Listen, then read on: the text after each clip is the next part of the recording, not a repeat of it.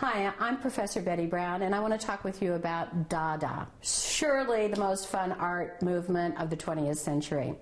Founded by a bunch of artists who were working independently in New York, Zurich, and Munich, and all deeply troubled by the World War that was ravaging the early 20th century.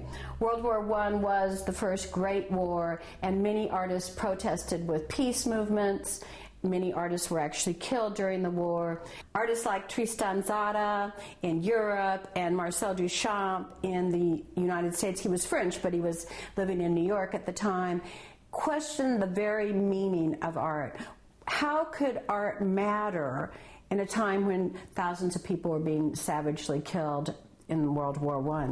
How could art change the world? What could artists do to address the profoundly troubling issues of the early 20th century? So Marcel Duchamp did things like he went to a hardware store and he walked through looking at everything and he picked out a urinal. Now, for us in the early 21st century, seeing a urinal is no great shakes, who cares? But remember, he did this when Victorian sensibility was very dominant. So just the fact that he picked a urinal was shocking.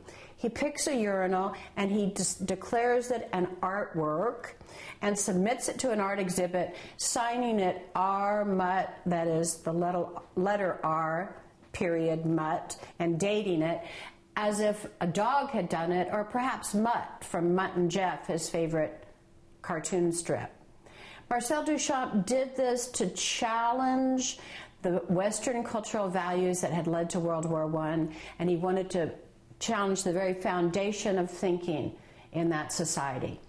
Dada was art as anti-art, art that contributed to the culture by challenging the culture.